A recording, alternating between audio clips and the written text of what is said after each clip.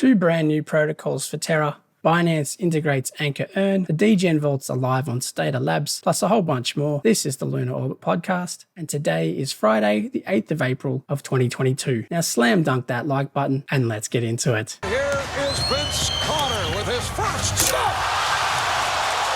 This building just exploded.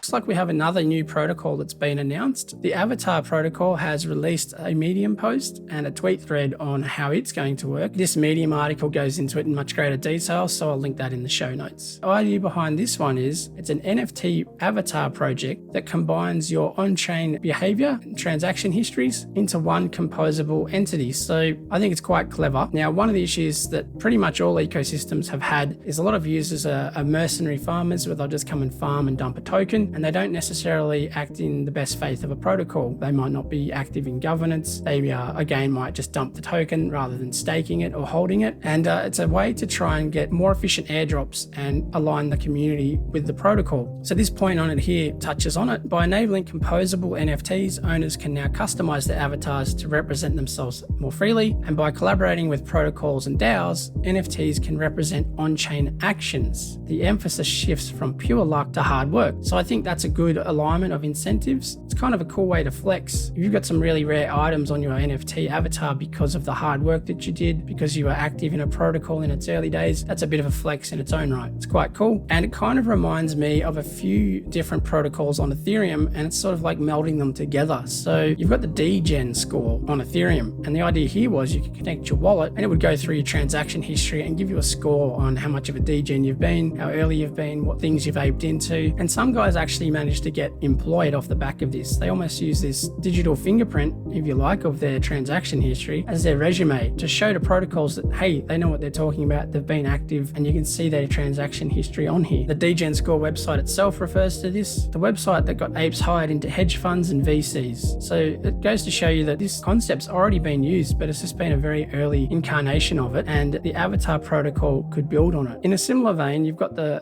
POAP Protocol, or POAP, so POAP.xyz, and you get these little badges of honor for being early into certain protocols and doing certain things. Even the Ukrainian government issued a POAP to people who donated to their crypto address to support their efforts defending themselves. It's quite a clever way to get people more active in the ecosystem and reward them with an NFT that they can mold and add to over time. I also have an inkling that this new protocol Avatar is going to integrate into another secret protocol that Do Kwon has been working on that I'm going to be releasing all the alpha on hopefully next week. This is not well known, but I've been following this one for a while, and I can see it's going to be an exciting new protocol that basically doesn't exist anywhere else in crypto. So keep your eyes posted for that one. Before I continue, if you're new to the channel, welcome. Hi, I'm Gerry, host of the Lunar Orbit podcast, where I provide regular alpha and updates on all things Terra Luna. And if you enjoy this content, consider supporting the channel by smashing that like button, hitting subscribe, and hitting the notifications bell so you get all my videos in a timely fashion.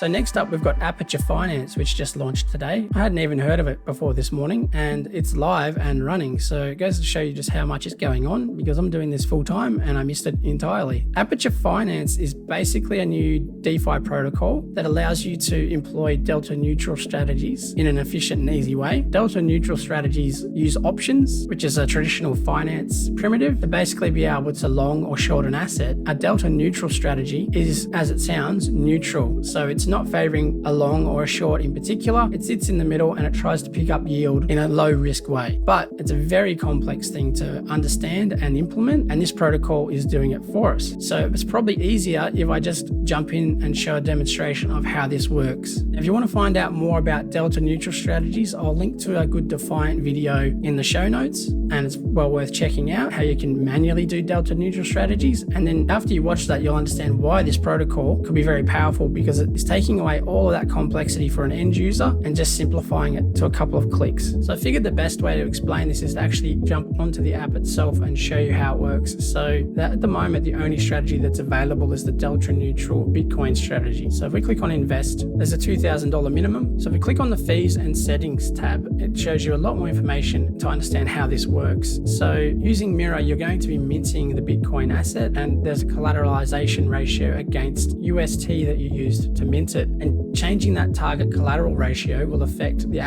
earning potential you can get through this. So if you wanted to be a bit more risky, you could be less collateralized and more susceptible to the price movements of Bitcoin. So if Bitcoin was to increase by 33%, you're going to start to get liquidated, and you can see it changes your returns here. So after 14 days, it's more profitable, but it's less profitable in those first 2 weeks. Now, if you wanted to be really over collateralized, it doesn't actually take too much off the table, as you can see here. The question you have to ask yourself though is, I can earn more than that with my UST just in Anchor Earn without any risk at all. So you've really got to work out what your strategy is. If you want to bet directionally on a price, but with pretty low risk, this is not a bad way to do it. You could over collateralize. Bitcoin has to increase 167% before you get flagged for liquidation. So I seriously doubt that's going to happen in the next 2 weeks. So you could open this position and just let it run for quite a while and pick up a bit more yield than you would get through Anchor Earn. You are locked in for at least 2 weeks, I think, because of the way that Mirror works, but this is just another offering, and delta neutral strategies are incredibly complex and time consuming, and you really need to monitor them. So having a service that does this for you, it's just another way to generate yield in an easy fashion. Plus, you never know, this could have a token one day and you might get airdropped some of that token for being an early adopter.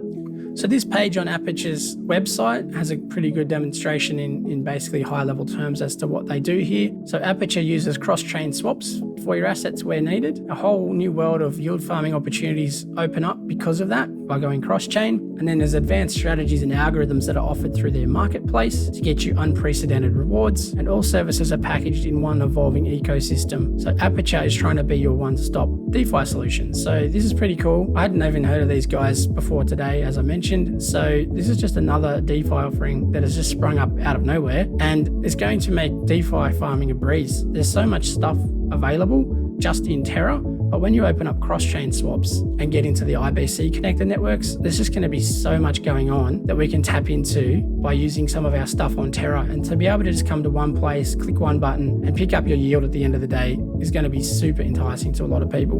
In a similar vein, Stader Labs have introduced their first Degen vault. So again, it's just another offering using smart DeFi applications. This one uses Foundry DAO, which is a community-based vault protocol where people from the community can propose a certain vault strategy and then the devs will try and implement it. So that's going to be another one to watch out for. It hasn't fully launched yet, but even before their public launch, they've been working with other protocols. As you can see here, I know Apollo DAO has a seed investment in them, so I wouldn't be surprised to see stuff spring up on Apollo's website. But Stader Labs is basically using your Luna X and borrowing against it to try and generate some additional yield. So this is going to generate 8 to 10%, they say, on your Luna. And it's only been open for a few hours and you can see that their cap's almost been reached already. But again, this is just another way to simplify all the DeFi offerings for you with just a simple one-click deposit button. And the more that this stuff gets used, the greater the flywheel effect for the whole ecosystem. Okay, moving right along to a little bit of news. So I thought this was pretty significant. Binance has integrated Anchor Earn. People can start earning some of the Anchor Earn yield within their Binance wallet. Now, what I really like about this is that it introduces Anchor to a whole lot of people. I mean, there's 30 million people on Binance, and a lot of them have never been on chain at all. They just live on centralized exchanges and they can start to get yield. Now, what's great is Binance is pretty stingy with the yield. They offer you the full rate, but capped to $200 and locked up for 90 days. Some smart users might look at this and go, wait a second, I can just move my UST directly onto Terra and I can start earning the full rate with no lockup. So it's another way people are going to get further exposure to Terra and a greater understanding, and also see the extra yield that they can generate by getting on chain. So I think that's very bullish, and it puts pressure onto other centralized exchanges and potentially over time even traditional banks when people can start to see the yield that is available on Terra. In further mainstream adoption news, Vaneck, one of the largest global asset managers, has listed Terra as an exchange traded product. So essentially there's now going to be a Luna ETF. So that's massive news. Jumping onto their website here, here's the Ethereum ETF. Basically it gives exposure to cryptocurrencies that can be traded on regular stock exchange, and it's custodial and 100% collateralized. So it's a great way for normies, for no coiners, whatever you want to call them, to get exposure to crypto. It's also a great way for us to get extra exposure to crypto through our traditional financial products such as our super funds and our retirement funds. Now the ticker for it is going to be VLNA. They're listing Avalanche and Algorand as well, and Polygon FTX, and there is a little bit of a fee involved. It's not quite as efficient as just buying the actual assets yourself. It's also a nice way to get some exposure through something that's more regulated with custodial services, and it's a nice way to spread your assets around, spread your risk around a little bit, so you don't have everything just sitting on your ledger or your hot wallet or a centralized exchange. So again, the mainstream adoption for Terra just seems to be increasing day by day, and it's very bullish for the ecosystem.